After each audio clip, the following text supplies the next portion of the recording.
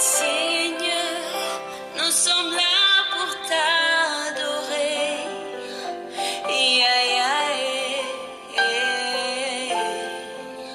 ya, ya,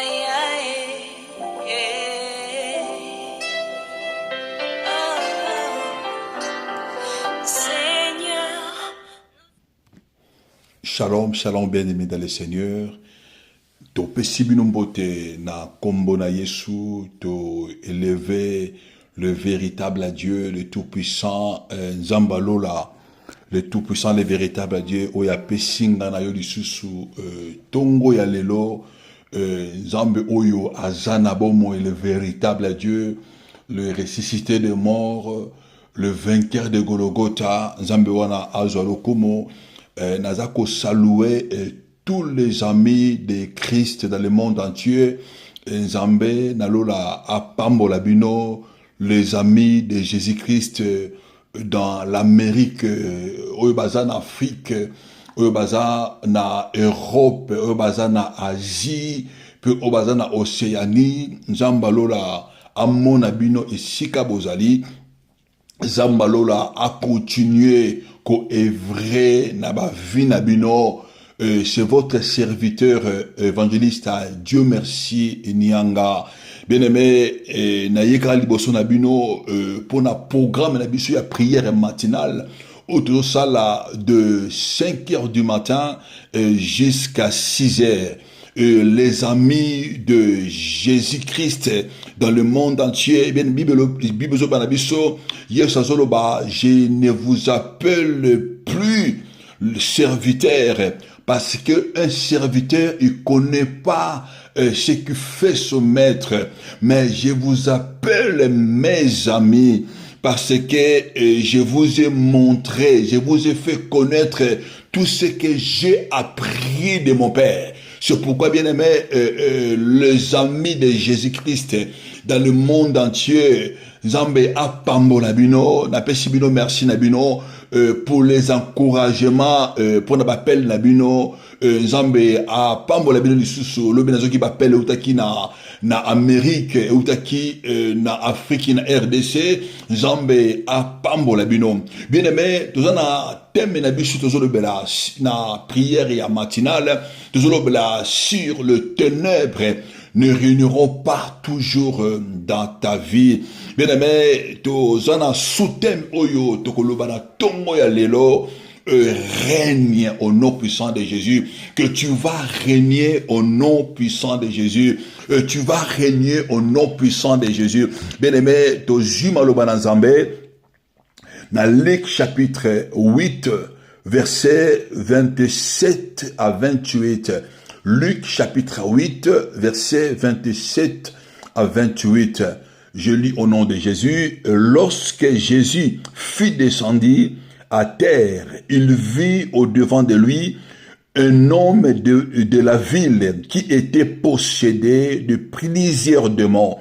Depuis longtemps, il ne portait point le vêtement et il avait sa demeure il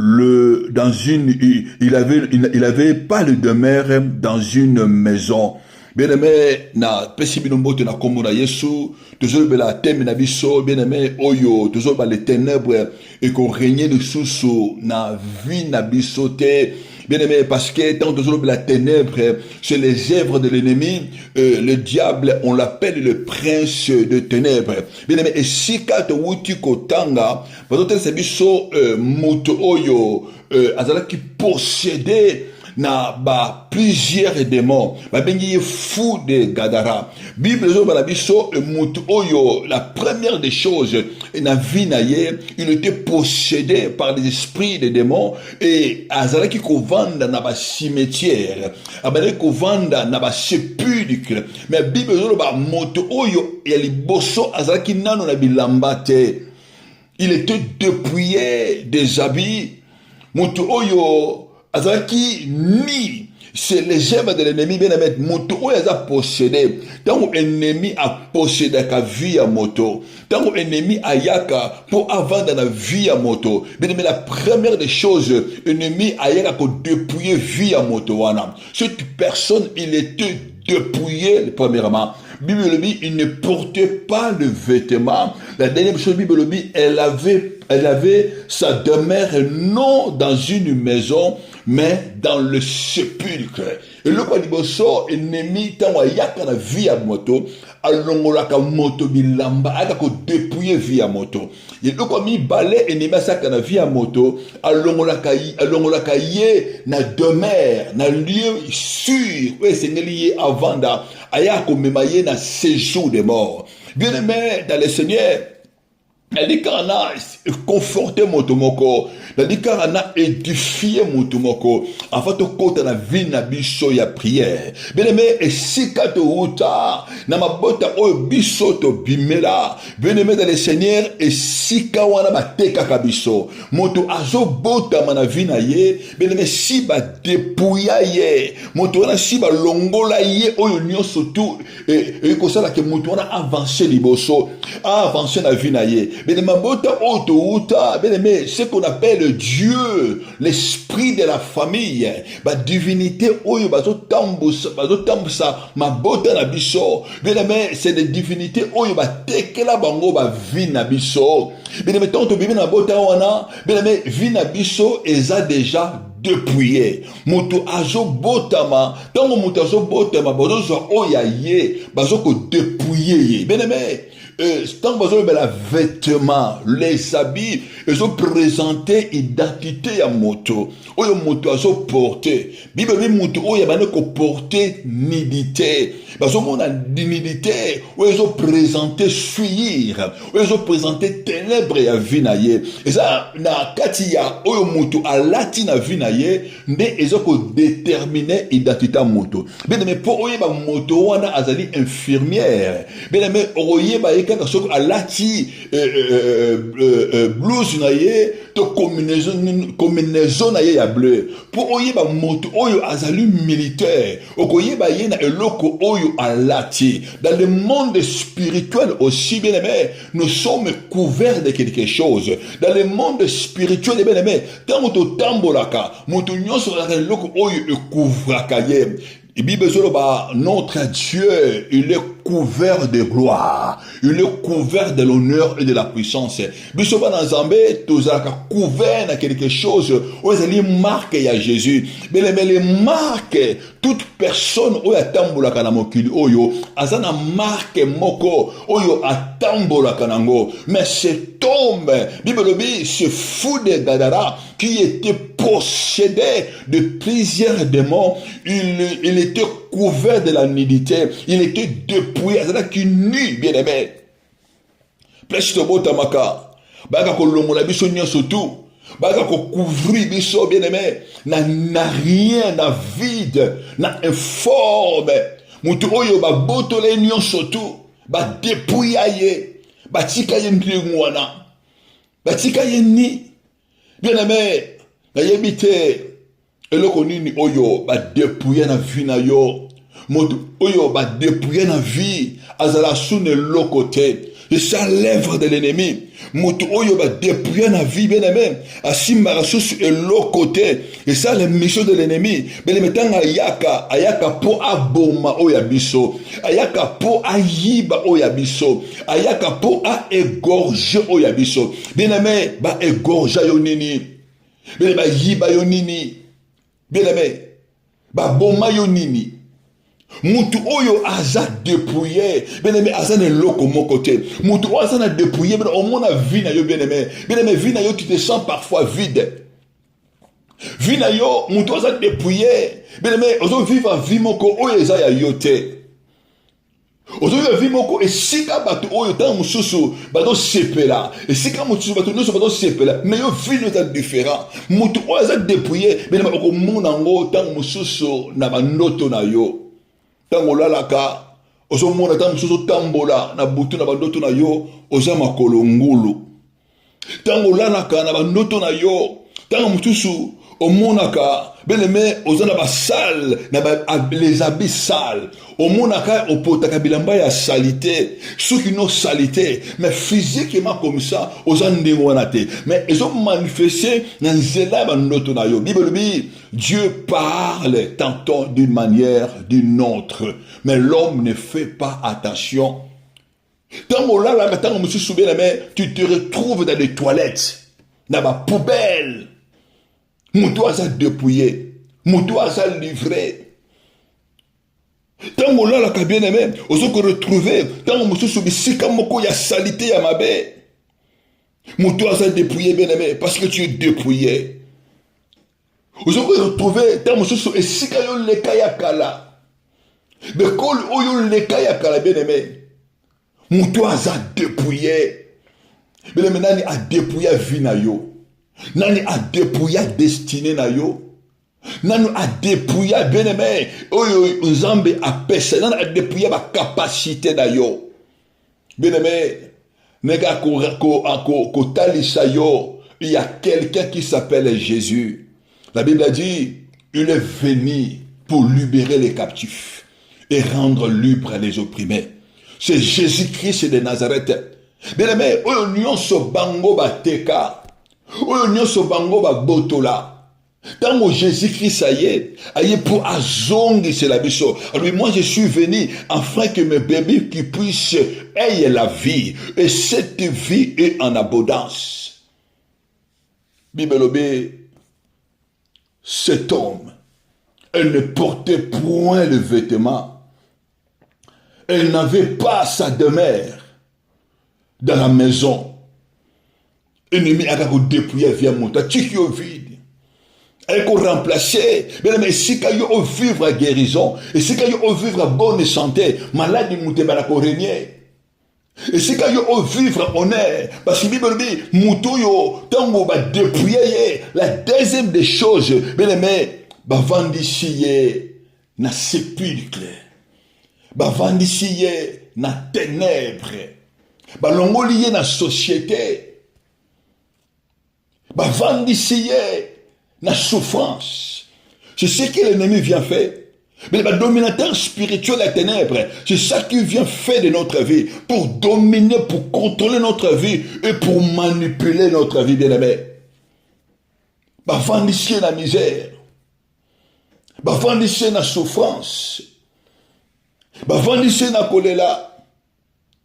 Bien aimé, okomona mutu, oyo bavandisi na souffrance, oyo bavandisi na séjour de mort. Bien aimé, dans les sépulcres, il n'y a pas la vie. Dans les sépulcres, il n'y a que la mort. Dans les sépulcres, il n'y a que la souffrance. Dans les sépulcres, il n'y a que le plaie. Mutu, oyo bavandisi na sépulcre. Bien aimé, on vit la vie à société à misère. Dans la société, place si bato bato sepela. Place si bato bato ba promotion. Mutu azo sala azama yele azana ba capacité. Et c'est qu'il azwa pas ces promotion, mais non, bien aimé.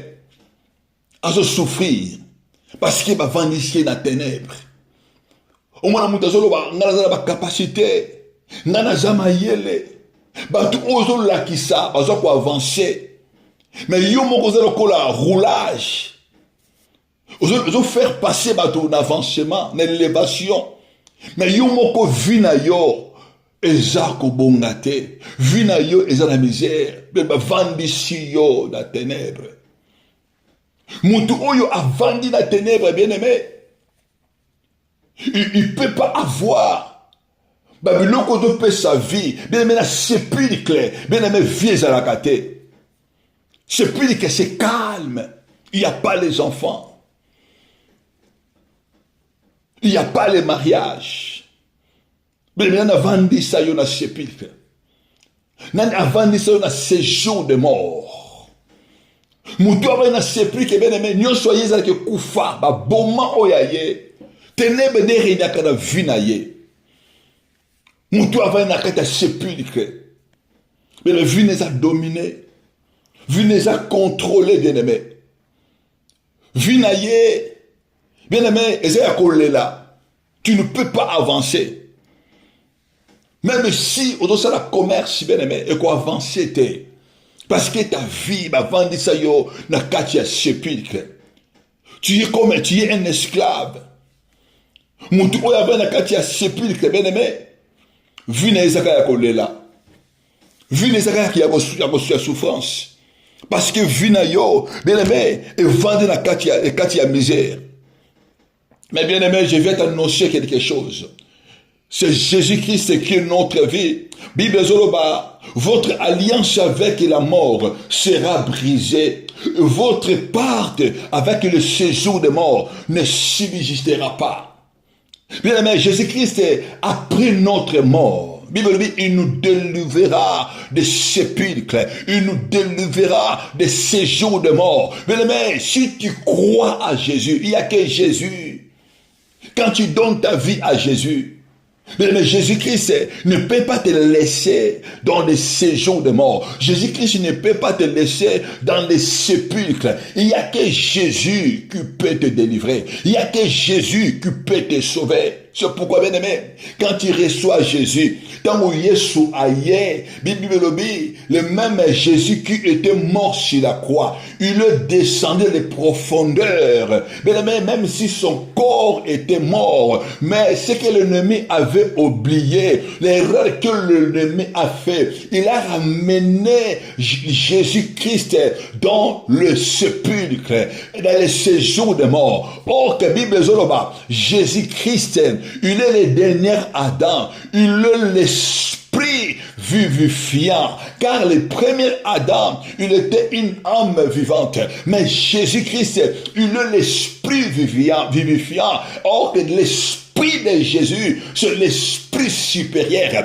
c'est l'esprit de vie. Quand Jésus-Christ est entré dans le séjour de mort, il est parti donner la vie. Tous ceux qui étaient morts, Jésus appelle ça qui est un gobo mort.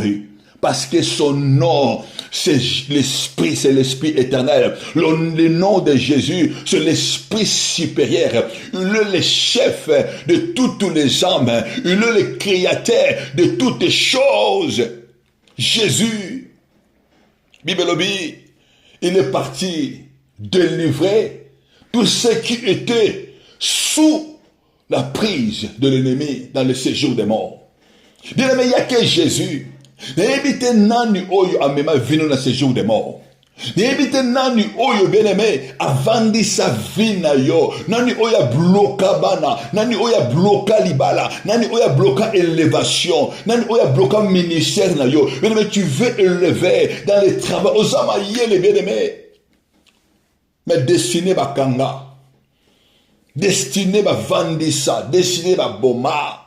Bien aimé, Jésus-Christ est là pour te donner la vie éternelle. Bien aimé, à Botoli clé, il y a mort. À Botoli clé, bien aimé, il y a mort et pas il y a ennemi. C'est pourquoi il dit Pierre. Alors il dit Pierre, tu es Pierre. Sur toi, je bâtirai mon église.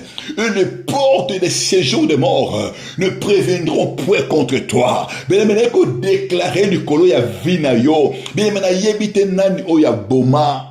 Nini oyo ba boma, mais je viens déclarer, oyo surtout ennemi à boma, na avant kobota manayo, na libumu ya mama, oyo ennemi à boma, na kobota manayo, oyo ennemi à boma, na existence na yo, oyo ennemi à boma, bien aimé, nazo déclarer, bien aimé, ezonga na kombo na Yesu, ezwa vie dans le nom puissant de Jésus-Christ. Cette fou de Gadara, sa demeure était pas la maison, sa demeure était dans les sépulcres, dans les séjours des morts. Mais le mouton oyo avant de la séjour des morts, mais le loko oyo batwazo zwa, yoko zwa ngote, na société bien aimé bako écarté yo, pour vina yo ezamo lili, na séjour des morts ezamo lili, ba mona yo te. Donc, on va me ma papier, gloire à Jésus. Et ça, on a comment quoi, on a bilanga papa Dieu. Mukande zate, banabaza. Papa mukande zate na mboko yo pasi.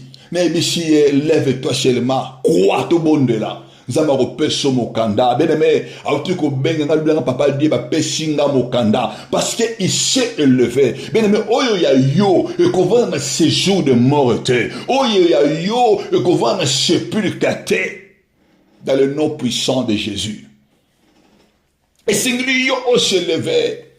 Bible dit les portes de séjour des morts ne préviendront point contre elle. Ne préviendront point contre ta vie. Bible dit lève-toi. Bien-aimé, toi qui dors, réveille-toi. Relève-toi entre les morts et Jésus-Christ t'éclairera. Bien-aimé, Seigneur, yo se lever. La prière. Et Seigneur, yonde okende dans le nom puissant de Jésus, au récupérer, au union surtout bien aimé, ba yiba kiyo, au union tous ces jours de mort et kangi, yo bien aimé, tu as la puissance. Bible je te donne le pouvoir de marcher sur les scorpions, sur les serpents et sur toute puissance de l'ennemi. Mais quand tu es en Jésus, c'est toi qui vas te lever pour parler. C'est pourquoi, bien-aimé, la prière à l'élo, bien-aimé, la lika yo se lever. La prière à l'élo, bien-aimé, la lika yo, bien-aimé, aucun ne peut récupérer, bien-aimé. Bilamba na yo, identité na yo. Oyo ba botola. Joseph, man ne connaît si ba botoli et lamba. Ba botola yo gloire, ba tika yo ndengwana. Mais bien-aimé, je vais déclarer sur toi, il y a les habits de gloire que Jésus-Christ qui nous a donnés. Il y a les habits de gloire que Jésus-Christ t'a donné. La Bible dit, tu marcheras dans la grâce, tu marcheras dans la faveur. Nul ne tiendra devant toi tant que tu vivras. La Bible dit que tu prospéreras dans tous égards. Yo pour prospérer, bien aimé. Na vie na yo physique, na santé na yo, na vie na yo spirituelle, bien aimé. Tu dois être puissant, une personne puissante. Na vie na yo physique, tu dois être à bonne santé, émotionnellement, bien aimé. Tu dois être stable. Et socialement, et parmi, et fiant, bien aimé. Matériellement chargé. Et c'est qu'il y a là.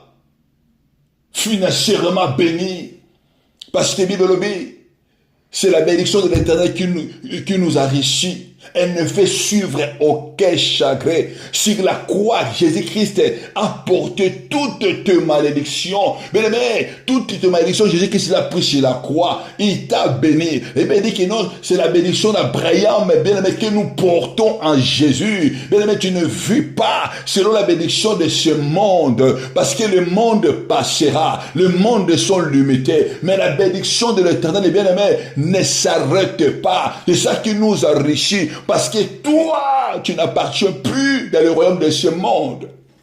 Tu es l'enfant de Dieu. C'est pourquoi, bien aimé, tant que yoko bonde la lelo, la lika yo otelema, la liya aucun ne récupérer, bien aimé, bilamba no ya gloire, tu dois réfugier la nudité sa portion à yote. Le Seigneur yo oboya, et si que nous oyo, bien aimé, les esprits familiers, les hommes même, tu dois renoncer. Seigneur yo boya, o renoncer, bina boyi. Tu dois renoncer, tu dois te lever, tu dois parler. Yesu appelle sur maloba. Yesu appelle sur autorité. Commencez à croire.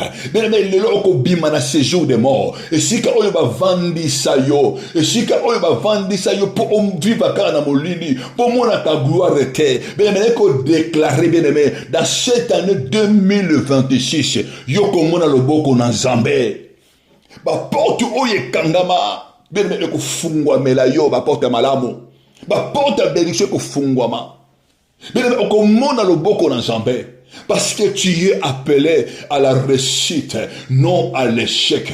Tu es appelé à être élevé, non à demeurer en bas. La Bible dit, mes serviteurs, mon serviteur prospéreront, ils monteront, eux ils se leveront. Nous déclarer les colonnaires que le Dieu du ciel, que notre Dieu qui s'appelle Jésus-Christ de Nazareth, allons dans ce jour de mort, la prière à l'élo, en matisayo, Zambé wana atombola yo omona likamwa na Nzambe. C'est pourquoi, bien aimé, elikana senga yo esika ozali, dispose-toi pour te ligito bonde là. Dispose-toi pour ton côté na pierre na biso. Mais les malades se concentrer. Mais ce n'est nu par la force. Ce n'est nu par la puissance, c'est par son esprit de l'Éternel. Et si quelqu'un ose libérer, on va lever le nom puissant de Jésus-Christ. On va lever le nom puissant de Jésus. Jésus-Christ, nous te levons. Jésus-Christ, nous t'exaltons. Élève Jésus. On tombe la Jésus pour la vie na yo. On tombe la Jésus-Christ pour la destinée na yo. On tombe la Jésus. Le bas Jésus na tombe la vie na nga.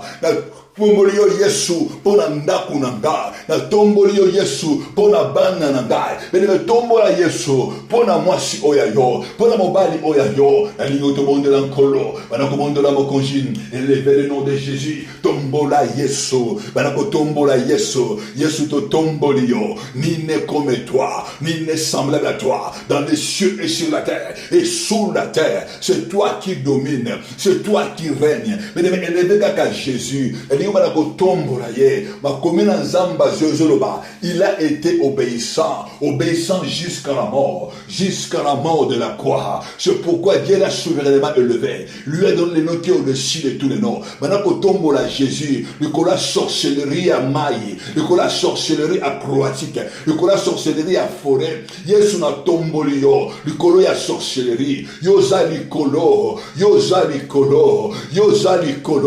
tu es le maître, tu es le Seigneur des Seigneurs. Maintenant qu'on tombe là, Jésus, le colo va défi à Vinayo, le colo va combat à Vinayo, beneme yozo bonde là, la ligne bonde là colo, na combo na Yesu, au nom puissant de Jésus, yozo bonde la mokonji, beneme yozo bonde la papa, le banan colo, na tombo ya lelo, mon Dieu et mon roi, neka ko tombo la yo, na journée ya lelo, neka ko tombo la yo, le colo na nyonso, maintenant qu'on pèse sans zambe wana merci. Nous avons levé combo na yo, nous avons fait yo merci, nous avons levé Jésus, nous avons levé le véritable. Merci pour ton amour, merci pour ta bonté, merci pour ta fidélité. Bénémoine au monde de l'ensemble, au monde de la mokoji, na combo na Yesu, au nom puissant de Jésus, Yesu kumba manayo, Yesu netora manayo, Zambe mon côté, azalo kola yo, Zambe mon côté, akokani na yo, bénémoine au tombo la Jésus, le bandana au tombo la yo, le la sirène des eaux, nous tombons la Jésus, nous connaissons la sirène des côtes, nous tombons la Yesu, le colo y a l'esprit à serpent, nous connaissons la divinité à serpent, maintenant qu'on tombe la Yesu, nous tombons la yo, le colo va fond zambé, on va kokolanga va bonde là, Yesu, nous tombons la yo, le colo va divinité, on y boit ta papa nanga et sale là, nous tombons la yo Jésus, le colo va divinité, on y boit ta maman nanga et sale là, Yesu, nous tombons la yo, Yesu tombo amanayo, likola ba divinité, oyonda kwa papa nanga, maison de naissance, et temps et salela, oyendimela, nale tombo la Jésus, banako tombo la Jésus, le véritable Dieu, ma commis zoloba, comme Moïse, éleva les serpents dans les déserts, c'est ainsi que le Fils de l'homme doit être élevé, banako tombo la Fils de l'homme, c'est Jésus de Nazareth, yozo tombo la Jésus, benene tombo la Jésus, tombo la Jésus, lingo tombo la le véritable, Yesu to tombo yo, na kombo na Yesu, na tombo ya lelo, Yesu tombo ma, na tombo ya lelo, Yesu tombo ma, bana ko bana nzambe, ma wana yu kita, na vinanga, Bible zoloba, approchez-vous de Dieu, il s'approchera de toi, bana ko bagara na nzambe, ko na sengi ma wana yo, na bomo inangai, na sengi ma wana yo, na via bana pe moi sinanga na via mobali oyanga bene mozo bondela elingo bondela nkolo senga mawana zambe na bomoi na yo bene mekota kati na yo Bible zoloba notre Dieu il est saint dans la vie na yo bien aimé esika oyo okweyaki esika oyo otremishaki David azoloba son de mon cœur et voix bene mozo bondela nkolo na kombo na Yesu ozo bondela mokonji au nom puissant de Jésus David azoloba si je péchais, mon Dieu, mon roi, ayez pitié de moi. Le banazambe alimbisayo. Kuyena sama kuna nzambe, ozo kuyena sama kuna nzambe, ozo bonde na nkolo, kuyena sama kuna nzambe, bene mozo bonde la, ozo kuyena sama kuna nzambe, na kombo na Yesu, ozo kuyena sama kuna nzambe, ozo bana kula yoke la yomawa, bene mozo bonde la mokonje, na kombo na Yesu, sengama wana nzambe, kitisa na sama kuna nzambe, oza ko s'approcher na siya tona nzambe, ozo sankama wana yekita, miséricorde na yekita, lo banzambe tala motema na ngai, na memilio motema na ngai, memena nzambe motema na yo, beneme lakisa ye beneme, ba faiblesse na yo, kobomba faiblesse na yo te, lo banzambe, liberenga na kotonga, liberenga na kofinga, liberenga na koyina, tali sans nzambe beneme, tali sans nzambe, ba faiblesse na yo, il est le seul Dieu qui peut nous aider, il est le seul Dieu qui nous a aimés, Bible Zoloba, lorsque nous étions encore de pécheurs, Dieu nous a aimés, beneme bonde lankolo, bonde lanzambe,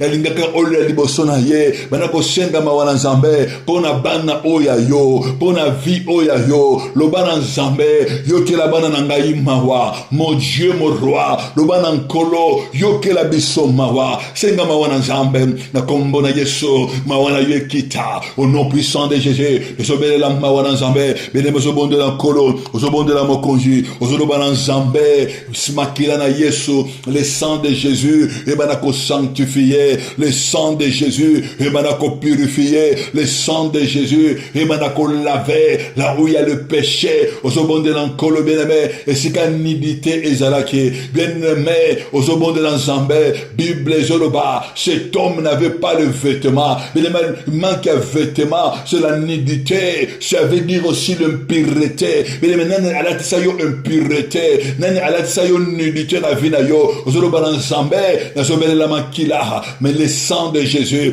le sang de l'agneau, le sang qui couvre, le sang qui lave, le sang qui nettoie, le sang qui purifie, na kombo na Yesu, na zobele la makila, na zobele le sang de Jésus-Christ, le sang qui a été donné, le sang qui a été livré à la croix pour mes péchés, le sang de Jésus, na zobele la makila, le sang s'attache, le sang sans défaut, le sang de Jésus, na kombo na Yesu, ozobera makila na Yesu, et banako sanctifié, esprit, âme, corps na yo. Bien-aimé au monde de là, le banama qui l'a Yesu sanctifie mon esprit, mon âme et mon corps. Banako sanctifier tout mon être. Bien-aimé au monde de la colo, que le Dieu de paix vous sanctifie lui-même de tout le temps et de toute manière. Le banazambe ko sanctifier corps nanga, il a sanctifier mon Dieu, mon roi, tout mon être. Ozobela makina Yesu, ozobela makina Yesu. Bela makena Yesu ndako oyayo bene mozo bondela ondo kombo na Yesu oyebite e place ni nzabeleme yo tambola ki amino tamsho bi makena butwa lelo yo tambozo bela makena Yesu bene mozo belela makila ozo bela le sang de Jésus na kata ndako na yo ozo belela makila na kata ba chambre na yo ozo bela makila le sang de Jésus na journée ya lelo na yebite beneme na na vista ki ndako na yo na bandoto na yo omona nini osobela makila yako sanctifier et si kanyoso unime ko posséder et si kanyoso oyo sema ennemi bene mozobela makila au nom puissant de Jésus bene na yebite dans yo moko na butwa lelo tu t'es retrouvé dans ba toilette aussi tu t'es retrouvé dans ba poubelle na ba forêt bene mozobonde dans nzambe ozo makila na Yesu Kristo et yako sanctifier esprit âme corps nanga ozobele la makila, ozo déclarer dans le nom puissant de Jésus, le sang de Jésus est sanctifié.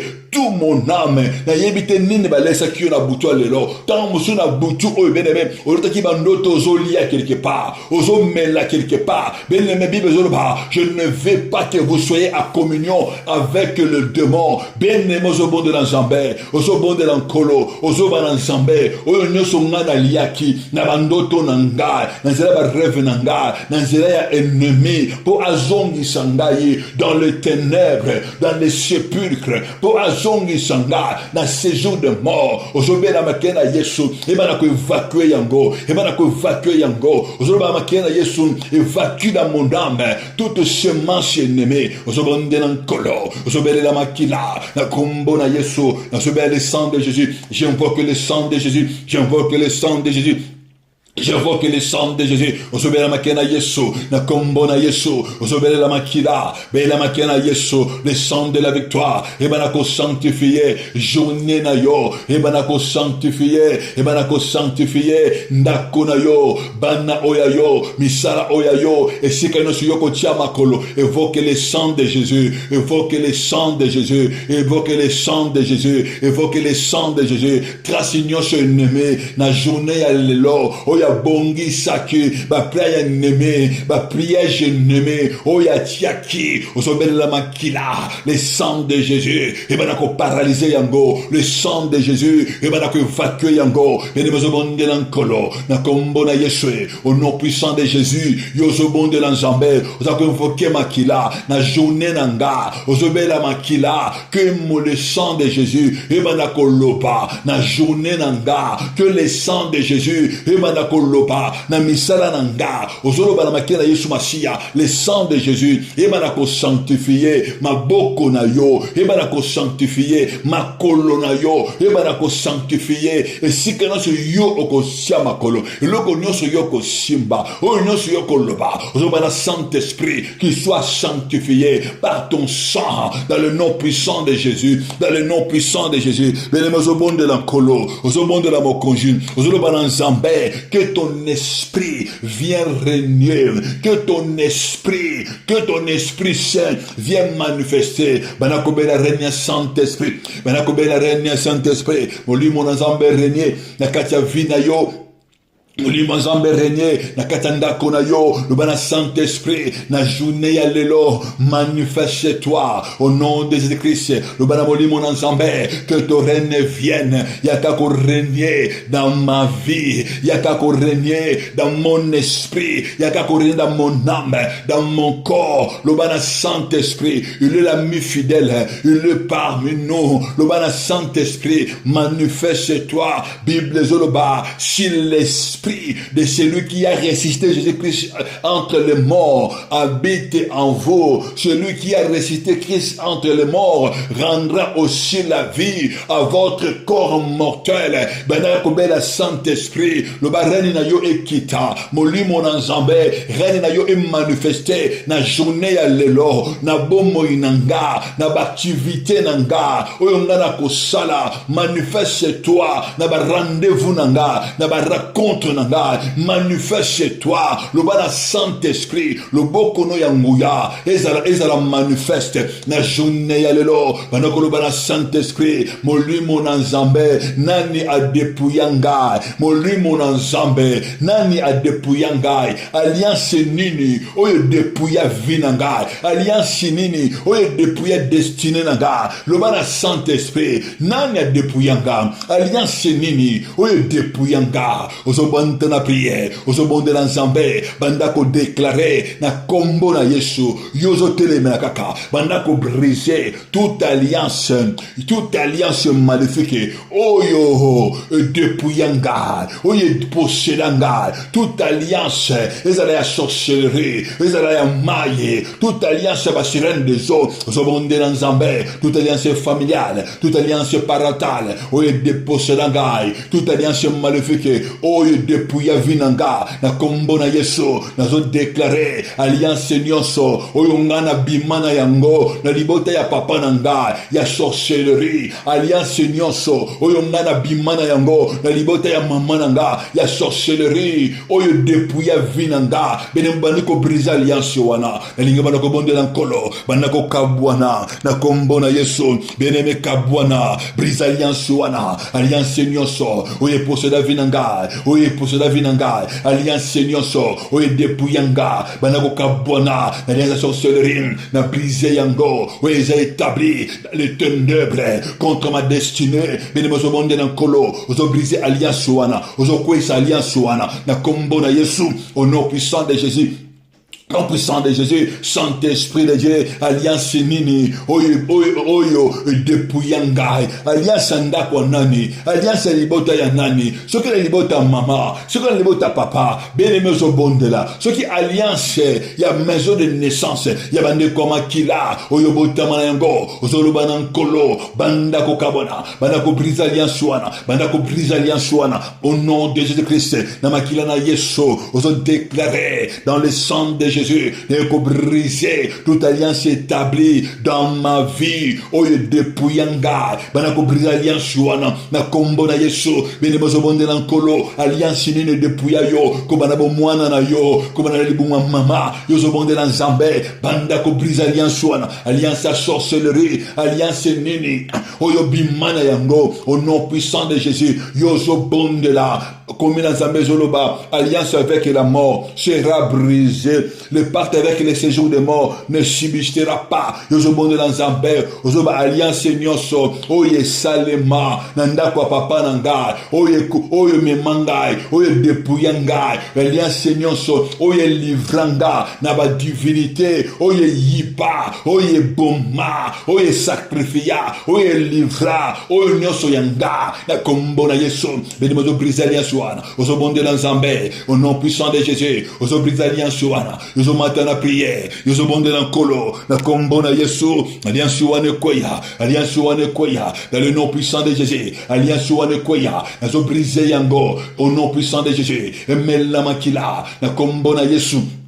Non puissant de Jésus, la brise alliance wana, bénéme sépare-toi, ozo kabwana, banako kabwana, amena yo ebima, banako déclarer, le koro alliance wana, et libérer amena yo, libérer amena yo, au nom puissant de Jésus, ton âme appartient à Jésus, ozo lo ban alliance wana, na kombo na Yesu, nazo briser yo, libérer ma vie, moi j'appartiens à Jésus, ozo briser alliance wana, alliance à sorcellerie, ya ndako ya papa, ya libota ya mama, oyo bateka bana, oyo bateka destiné, oyo bateka esengo, oyo bateka mabala, alliance maléfique, alliance à sorcellerie, ya ba sirène des eaux, oyo bateka élévation, oyo bateka renommée, oyo bateka santé, banda ko brise alliance wana, na kombo na Yesu, na nazo déclarer, alliance wana de la briser, au nom puissant de Jésus, alliance de la briser,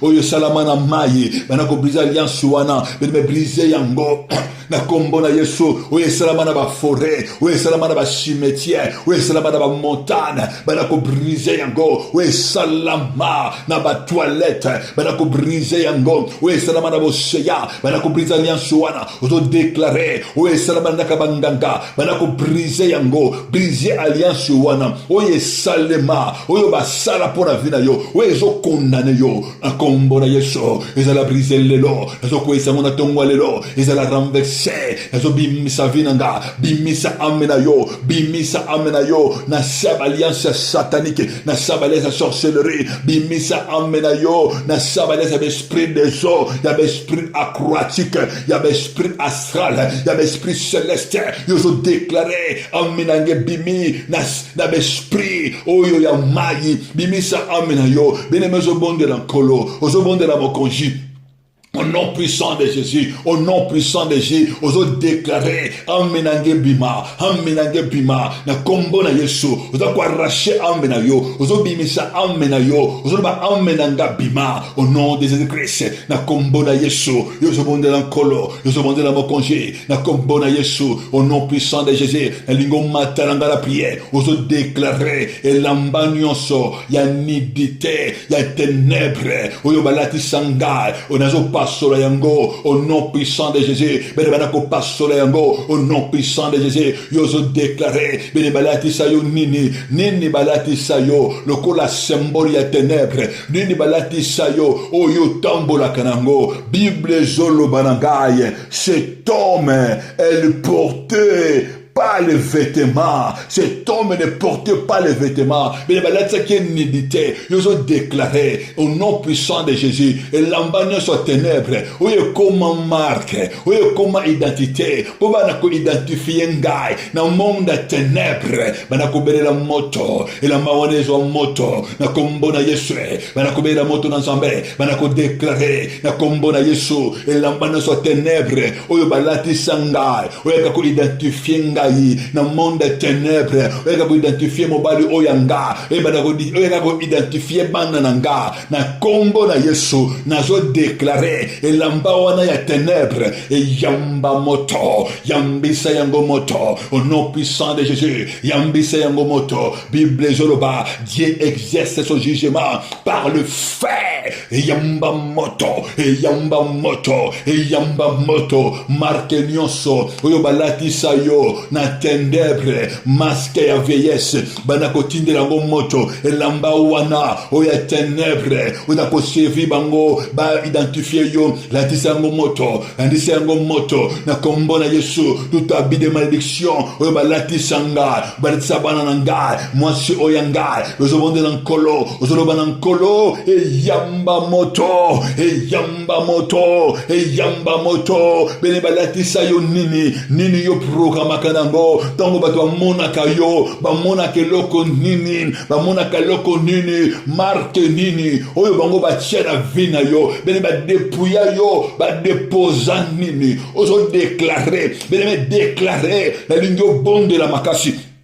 Il y a bon de la bien, il y a maintenant prière, il y a déclaré, marque non sur la ténèbres, ou il y a lati sangai, marque non sur ténèbres, ou identifié kangai, nazo bon de la lelo, au nom puissant de Jésus, marque wana, et yamba moto nankolo, marque wana, et yamba moto nankolo, au nom puissant de Jésus, et lamba wane zika, et lamba wane zika, et lamba wane zika, au bon de la mokonji, na kombo na Yesu, mbato wanezika, na kombo na Yesu, au nom puissant de Jésus, bénémoz au bon de l'ankolo, au bon de la mokonji Zambé, et lamba nini, wenye manatisa bana na yo, o alatisa mobali oya yo, o alatisa mwana na yo, tamusu elamba ya maladie, tamusu elamba ya souffrance, bénémolongola elamba wana, e yamba moto,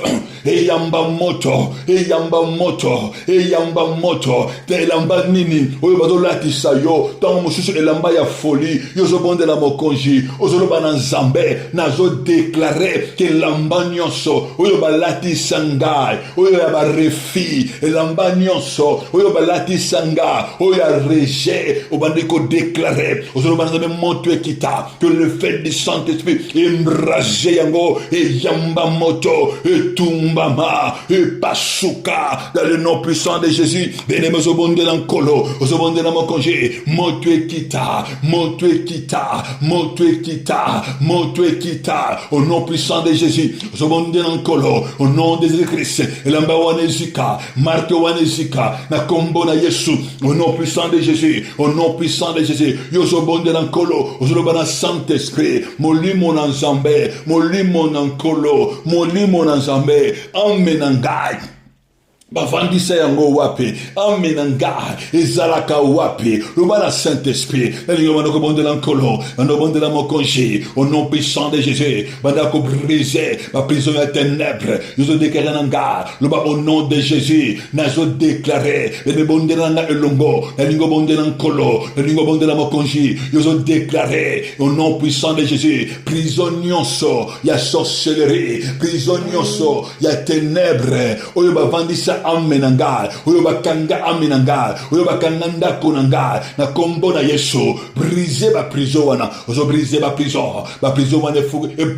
ebukana, bezoroba, il brisera le verrou de fer, il brisera le porte de rein, briser ba prison wana, yozo bimisa amena yo, tango ozo briser ba prison wana, amena ozo bima, banano ba ozo bima, ozo briser ba prison wana, ozo déclarer, na kombo na yesu prison nyonso ezala na kati ya zamba ezala na kati ya mai na baséjour de mort na bacimetière oyo emprisonna ngai na kombo na yesu nazobimisa ame na ngai dans lesquels mon âme est emprisonnée na kombo na yesu baprison wana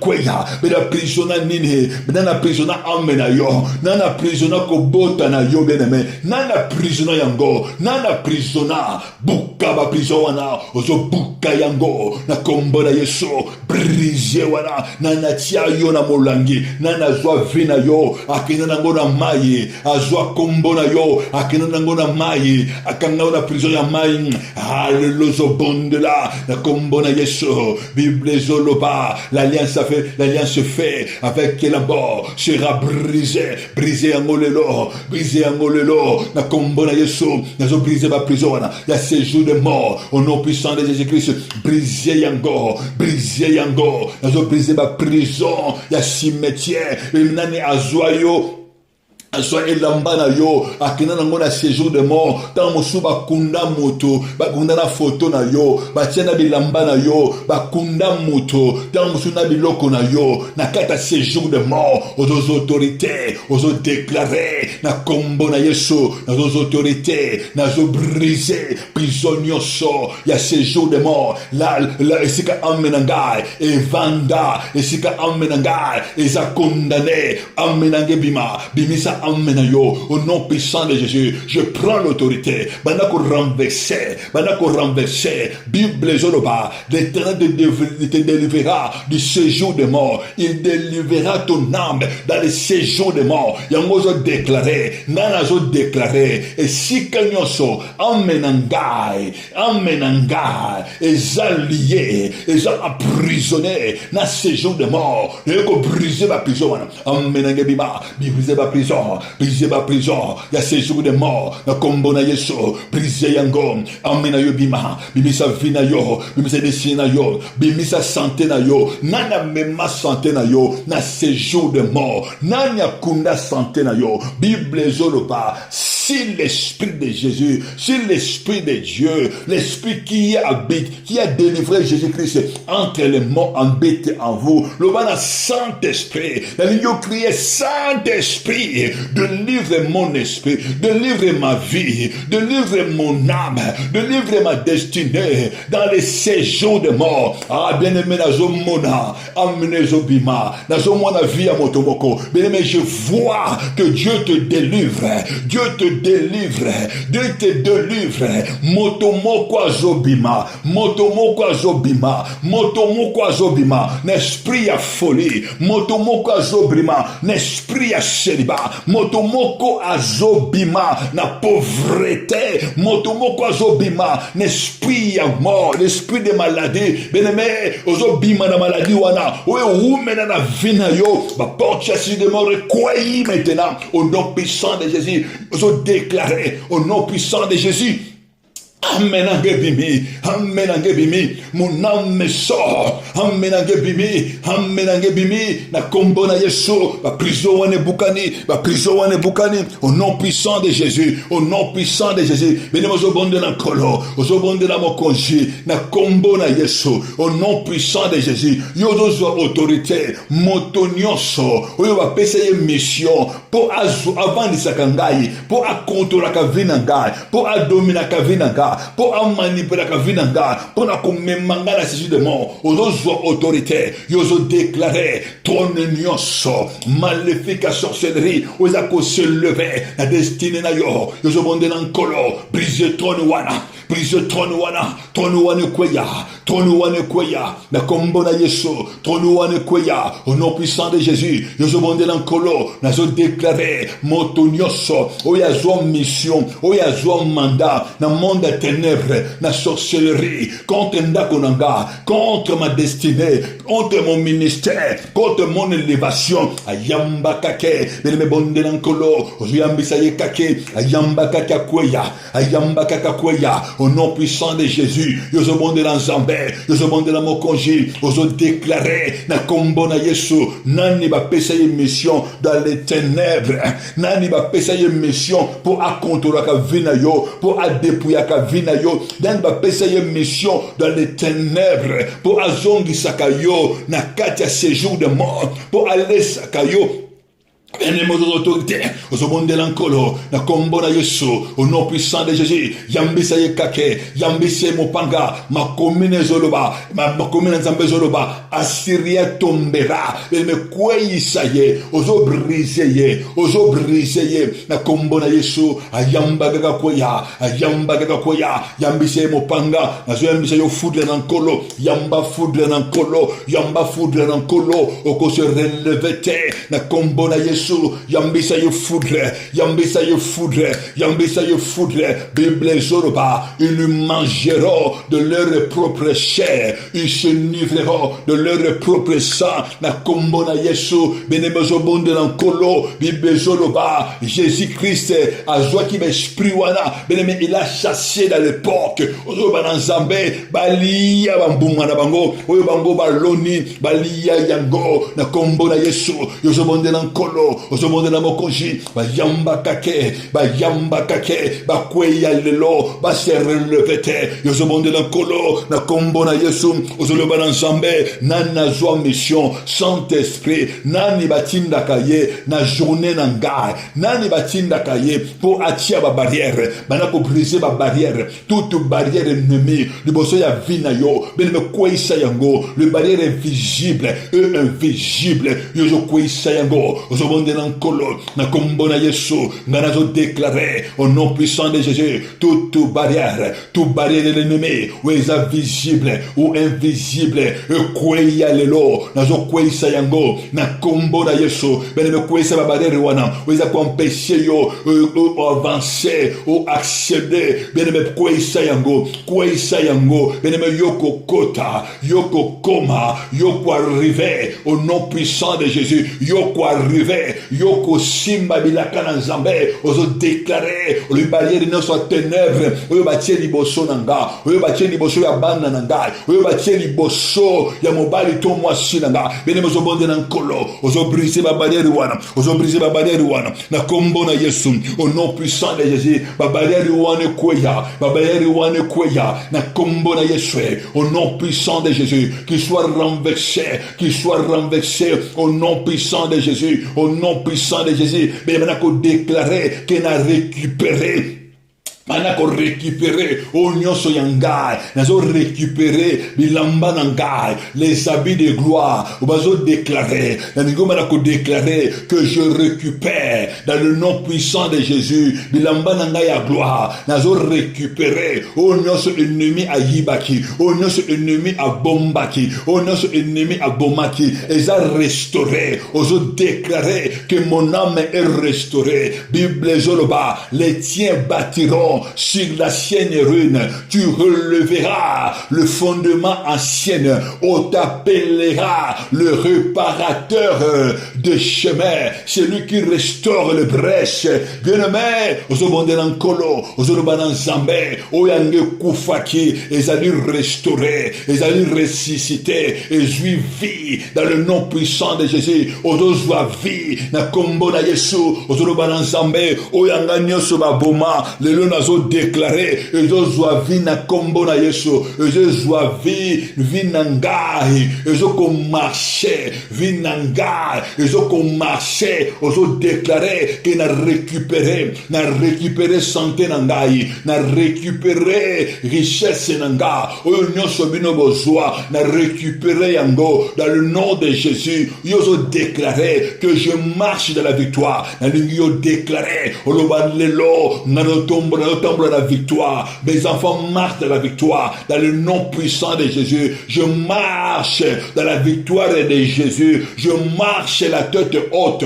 Dans le nom puissant de Jésus. Dans le nom puissant de Jésus. Jésus-Christ est ma vie. Jésus-Christ est ma force. Christ est mon élévation. Jésus-Christ est ma santé. Bandako déclaré. Yozo déclaré. Na kombo na Yesu. Yozo déclaré. Au nom puissant de Jésus. Na kombo na Yesu. Au nom puissant de Jésus. Nous avons élevé Nzambé. Bandako pesa Nzambé merci. Pesa Nzambé merci. Le pesa ye merci. Bandako levé kombo na Nzambé. Le ban te pesa yo merci. Pour la journée à l'élo. Le ban Nzambé merci. Pour la oya ko accompli. Na journée à l'élo. Le ban ye merci. Pour la oya pesa yo. Bandako pesa ye merci. Pour la victoire à pesa yo. Bandako pesa ye merci. Pour l'accomplissement. Yama lobane na vina yo. Bandako pesa ye merci. Parce que il marche avec toi. Il marchera avec toi. Bandako pesa ye merci. Parce que il est celui qui n'abandonne jamais. Te pesa yo merci. Bénémoine la bonne de la pona yo. Éternel le Père de gloire. Te pesa yo merci pour la vie à banana yo. Zambe toujours déclaré na journée à l'élo. Bano batambola na gloire na yo. Batambola Zambe na bonheur na yo. Grâce peut faveur Zambe et accompagner bango dans le nom puissant de Jésus-Christ. Papa toujours déclaré que nguya ya makile na yo Yesu. Papa ezali kolo na bango. Bazala invisible déjà devant les attaques de l'ennemi. Ennemi amon na bango te. Mon Dieu et mon roi. N'est qu'au déclarer papa que toute bénédiction est liée Yesu. Papa na ba oyo bako croire na kombo na yo et accompagner bango dans le nom puissant de Jésus. Dans le nom puissant de Jésus. Tolobi amen amen. Bien-aimé to saluer bino na kombo na Yesu. Bien-aimé to za na YouTube toza na Instagram bien aimé bozo lien autotine la bino moto alingi a continuer ba prière bo continuer yango ngana zo croire bien aimé que Nzambe ya lola akosala sominene azo continuer kosala parce que ba témoignage ezali na peshi bino mbote na komona Yesu les amis de Jésus-Christ dans le monde entier. Que Dieu vous bénisse au nom puissant de Jésus-Christ. Tolobi amen amen amen.